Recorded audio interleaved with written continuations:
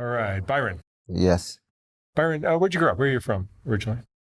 I'm originally from Florida, that I could remember that, in North Carolina. My dad was in the military, so we've been all up this coast. How would you describe your childhood? My childhood was terrible. My dad was very abusive. He drank a lot, being a sailor. Every 18 months we did move, so it was hard to get stable with anyone. And he beat the hell out of my mom. I mean, he beat her to the point that it kind of gets me now when women would say that, some say that I abuse them, but I'm like, no, there's no way. I mean, I've seen him kick her like a dog. I've seen her get a gun. He gets a gun and says he wants to kill her. And every time it seems when he gets drunk, that's when he comes in wanting to fight. Or we look in the closet and we see he has a lot of female pictures in there where he's doing all his porn with all the other sailors. And then it seems strange. You come home and you take it out on your wife, accusing her of someone, and, right then she would have 3 or 4 kids. And that didn't work. He just had to come in and fight. You ever You take know? it out on you as well? Yeah. Yeah, we had whoopings. I mean, he whooped us with everything from extension cords to the curtain rods. Anything he could get his hands on, he would line us up, and he gets to whaling. I have whelps on me right now, blisters to verify what he went through. And what people say today is child abuse, there's no comparison. And so he did it to every one of us. And so that made us grow up. To us, we're thinking we was normal, but you realize it was very dysfunctional. And I realized as I gotten older, he didn't know any better because he gotten married at the age of like 17, 18, going into the military. And so that's all he knew as far as the discipline. And from the South, that's a whole nother package because they believe in putting their hands on you in order to keep you in line.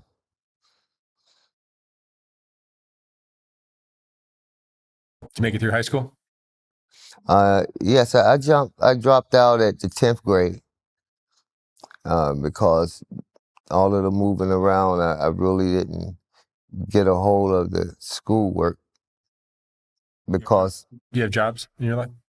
yes, I went to a lot of trade schools. So right now, I do different jobs as far as brick masonry or working on houses, plumbing and all.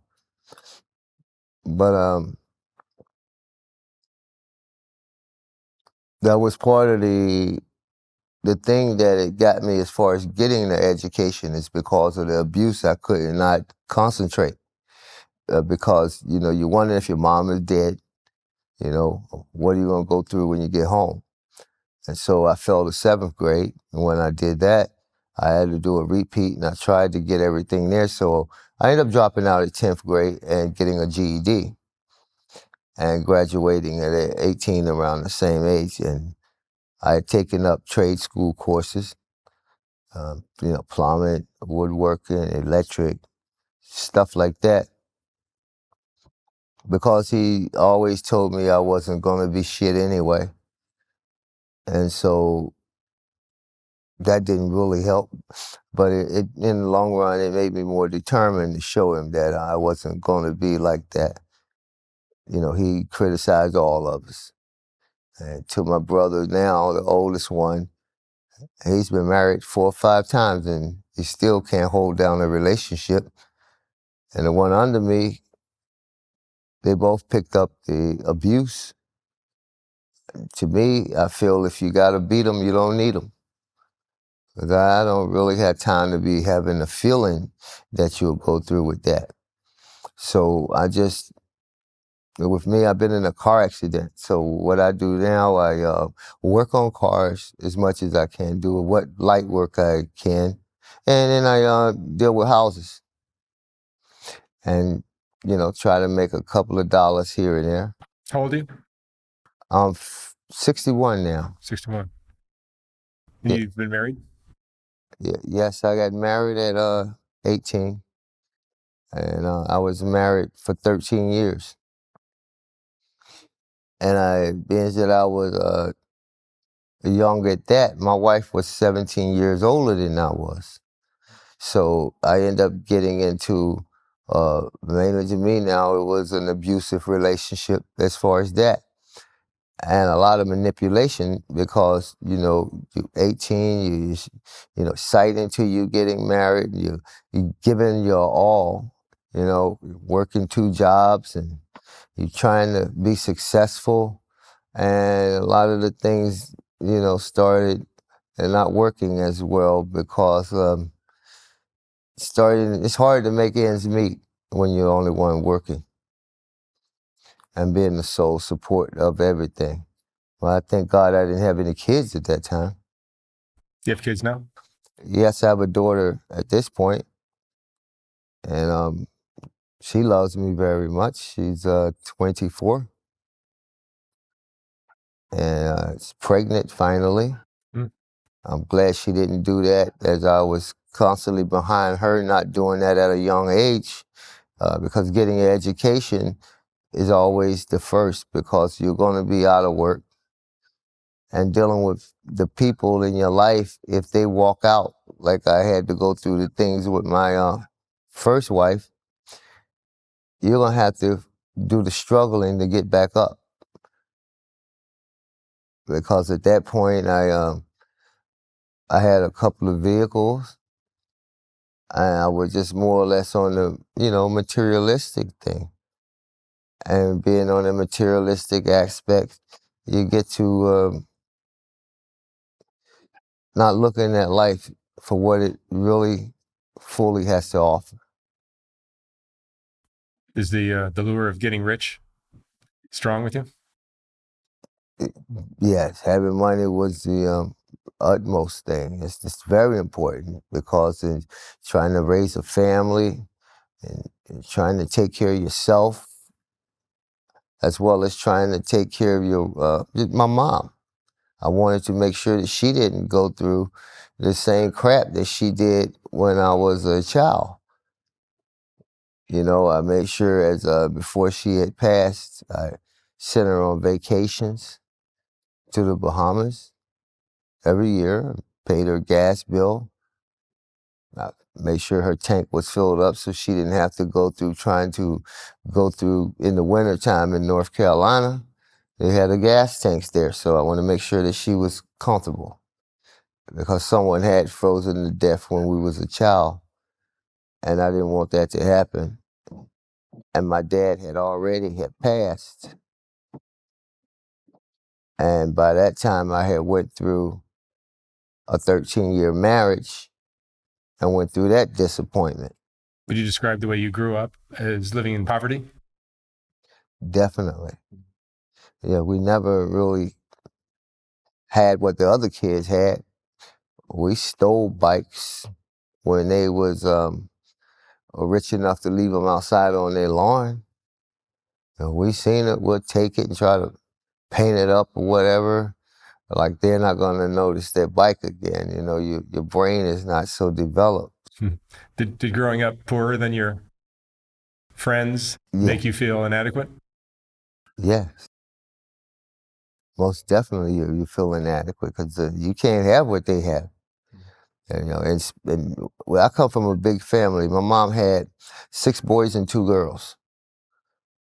So with that, when you come home, you're not going to have much of anything. You're going to wear hand-me-downs. When you turn around and your brother finishes, you hope he ain't tear the pants up, and you hope you could eat enough beans to fit in it, because a lot of times that's what we had to eat.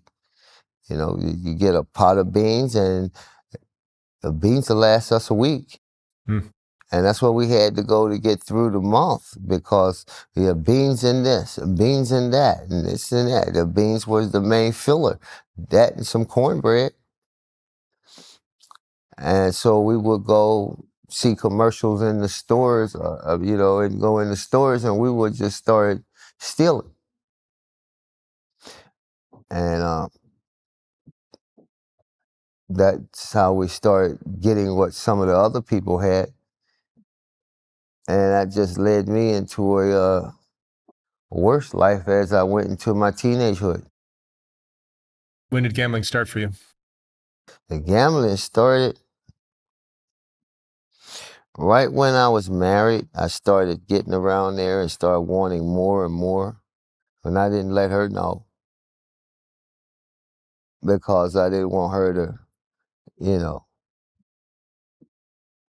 leave me.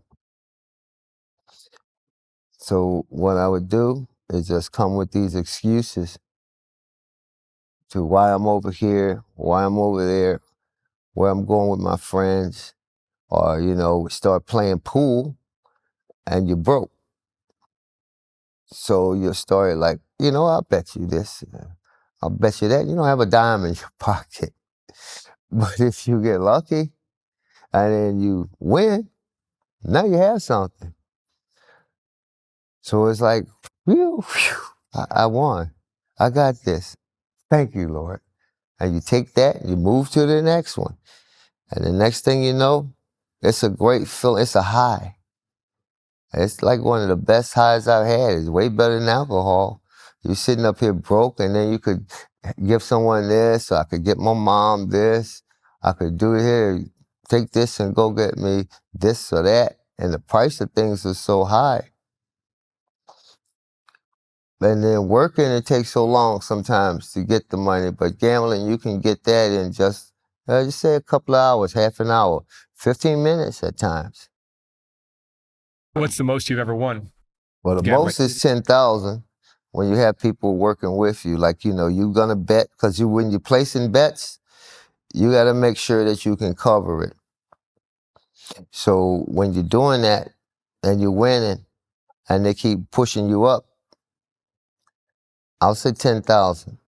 So when you have a payoff like that, that becomes a constant goal for the future, right? That's scary when you get your share. Now you're going to walk around with a couple of thousand and the other person's getting theirs, but you got to get out of there.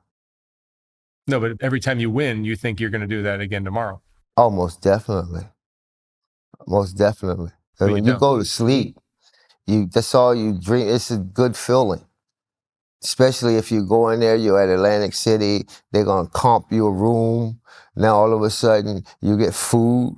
You just wake up and it's like, wow, yeah, baby, we got this. We don't have to worry about asking anyone for anything. And you start dreaming about the other things that you can get. And that's what the hardest thing is, when you start dreaming about, okay, now I could get me a better car. I could go ahead and we could get a better house. And the worst is when you go ahead and you start putting your paycheck out there to it. Now you coming home and you broke. You win some and then you lose. But the winning is what makes it worthwhile. Because when you're coming home with the money and everybody's happy, that's a great feeling. And yes. You've been gambling for how many years? I keep going back. I had 30 years gambling on everything. What kind of? I've been doing the cards. I love the blackjack. That's one of my favorite. And the casinos, when I go there, it's with the slots. I mostly like to do the higher slots, like $5. You go to Atlantic City? Yes. Oh, I've been to Atlantic City to the point all I could keep hearing is the chimes and the money hitting the bottom of the thing. And walking away with a bucket full of coins, that is great. Giving it to them and get that cash and go out and enjoy yourself. Buy you some nice clothes. I had 4 cars and a truck. I own my house. And the wife was happy then. But then it turned around when you go through the losses. That's the part that's hard. Tell me about the losses. I've lost everything. I lost my wife. She ended up walking out. I went for help at Gamblers Anonymous. That didn't work. I could remember getting up at night in the middle of the night, running out, thinking, okay, I could run to this spot. Maybe they're open and I could go ahead and make some more money. Maybe I could take this 20 and turn it into 200. Sometimes you can't do that. But then you're there all night. Then you have to go to work. What else have you lost? You lost your wife. I lost my wife. I've had 4 cars and a truck. I lost them. I watched the mortgage go back so we have to sell the house. I went through a second relationship, and that's the one that I ended up having my daughter with. I didn't let her know the problem. And, I just let her know I was working. So she thought that, oh, he's a busy guy. Yes, I am. And then it turns around, I end up losing that relationship. Because of gambling? Yes. Yep, because of gambling. Because at first you turn around, I mean, the women come with it too. You get the nice places to stay, you get nice women, you alcohol, drugs, the whole nine, everything. But one of the hardest is when, you have to do the payback. Because even on fights, I've gambled on fights. I've gambled on football games. Hockey. You get good at that. You get real good at that. You get to looking at the odds of this and that. The racetracks, I love the racing. Auto racing, gambled on that too. And it's one hell of addiction when you run in the cars, watching your cars run around. And you actually could win. If you get good at watching your cars and knowing the drivers. I won a couple of hundred here or there. But if you stand back and look at your record of wins and losses over the decades, I'm sure I've done you've a lost lot more of than you've won. losses. Oh yeah. Yeah, and what gets me is when you look at what you put back. And that's when I try to not even think about, when you could win 2 buckets of coins, $5 coins. You carry them like this. Like, here, give it to my wife to carry it like that. And you turn around and you put it, you get it cashed in, and then you go stay overnight, and you can enjoy that week. I remember that time I enjoyed the whole week, but I went back home. I came back to Philly, and then I went back, and what I had left, I ended up putting it back in. So I just borrowed the money for a week. And then I was like, your dreams for that week, all that you think you're going to be able to do, because I'm thinking now, if I use this system, and then I go ahead and you bet 50 on here, or you could go ahead and bet 20 over there, then bet 5. Then no, bet 2. Bet 2, then bet 5. And then go bet 20. And then, that's what keeps you, because the payoffs will be good and then it'll be bad, but then, okay, I ain't lose that much. And by the time you continue playing that little game, you don't spend hours in there. And now you turning around, the sun's coming up. Now you got to figure, now what am I going to tell my boss? Ah, shit. Now there you go again. Now I got another problem. Now I'm gonna lose my job because I don't want to quit. I'm thinking I could actually, look, if I could make this amount in a week dealing with this man, but if I could make this amount in maybe a couple of hours, or just, at the pull of the slots, or just at the flip of the card.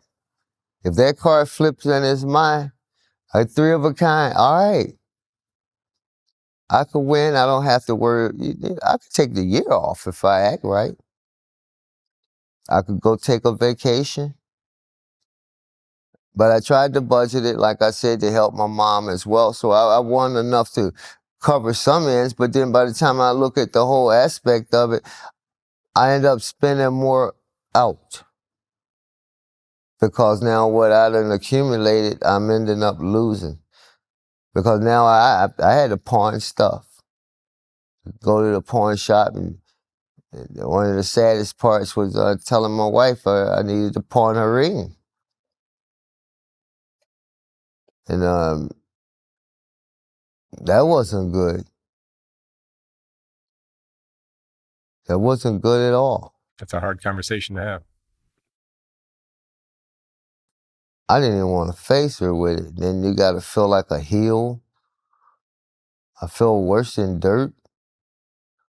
And then I even had with my daughter at times that I would promise her stuff. And I can't come through with it, and I would have to make an excuse. And we go, well, this happened at this happened at the job. I told my wife one time I had lost like about $500. I told her I lost it. One time I told her I got robbed. Yeah, I told her I got robbed. How does all this gambling and losing mostly affect you emotionally? It makes you hate yourself. At times you beat yourself up. I do. You feel worthless. I'm just like, you're just like a worthless piece of crap. Because you feel like people were better than you, because how come they could have the willpower to walk away, especially somebody that's sitting over there gambling, and they know, okay, they got a limit, and they go with the limit. Like I had people say, well, I only carry $800. I only carry $1,000. I know when to stop. When I run out, I'm done. When my $1,000 run out, I'm mad. It's like a crack addiction. Where's the next one? Where's the next of this? Like another drink. I've got to have it. I've got to have it. I've got to try to hit again. I'm looking over at the Progressive, and it's like, wow, don't look at the pictures of the people that's won. They holding this check. Even on Facebook, they try to hook you up with, oh, if you send this, you can win. I won this. When you see what somebody else done won, that just does something in your head. Now you want it, that means there's a chance. There could be a chance for me. Even though they try to tell you the statistics of the billions of people and but maybe I could win. I was going with the scratch-offs and stuff at one point. Trying. $2. 4. I even had my wife trying to gamble at one point, to the point she started getting hooked. Then I knew we was in trouble.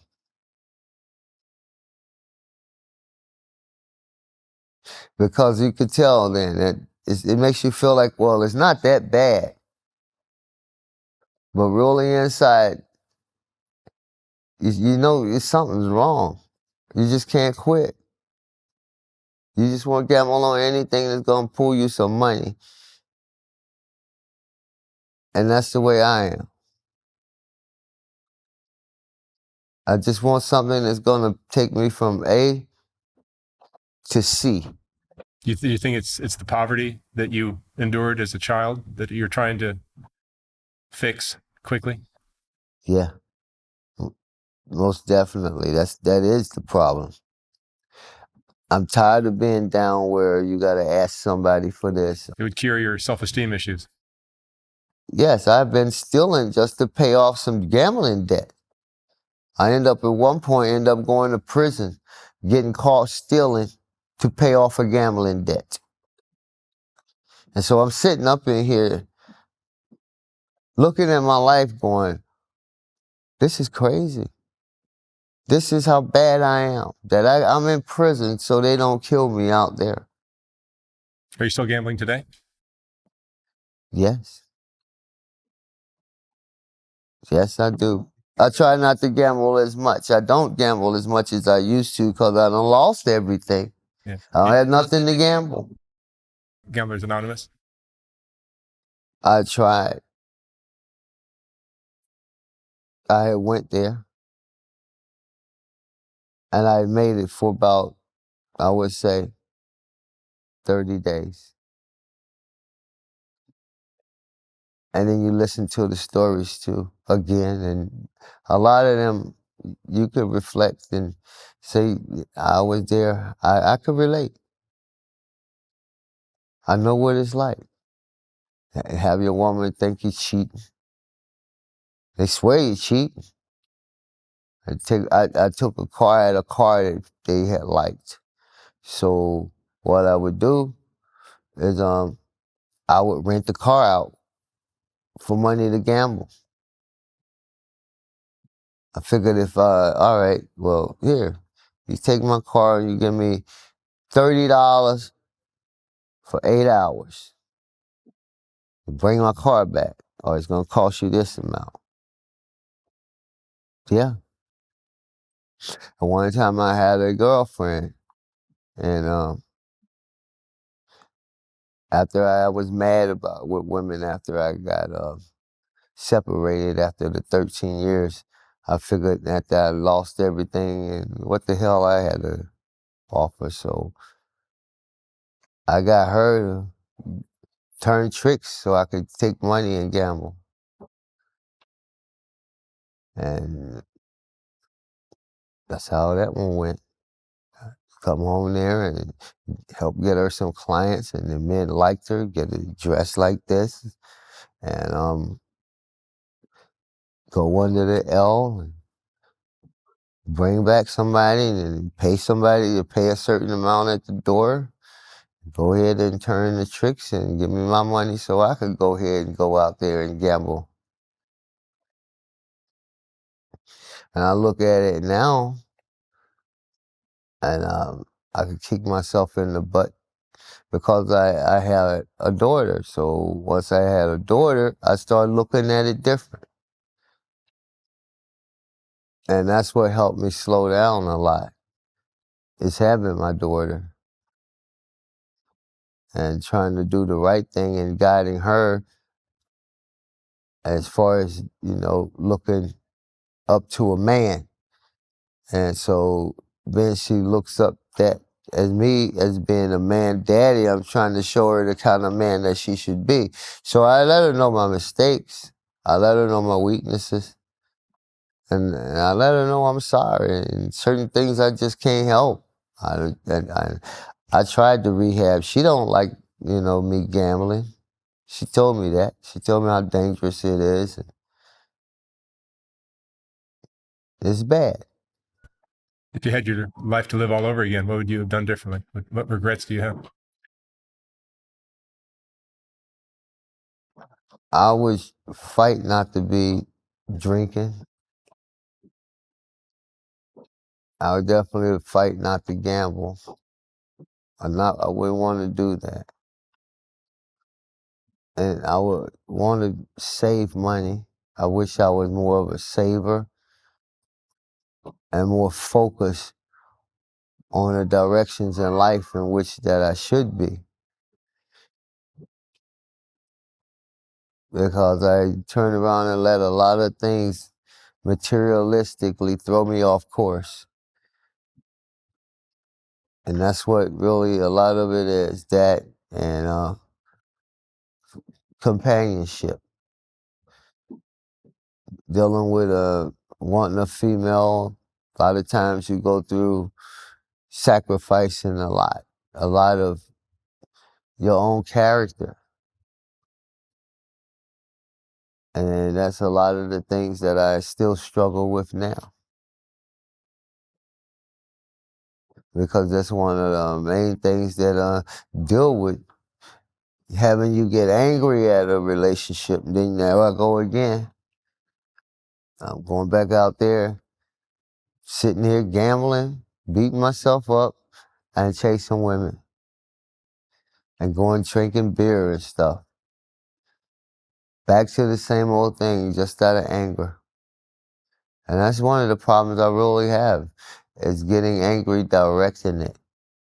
My anger don't have a direct direction that's going to be productive. And the only thing that my anger actually does is hurts me. I'm the one that end up ultimately paying the price.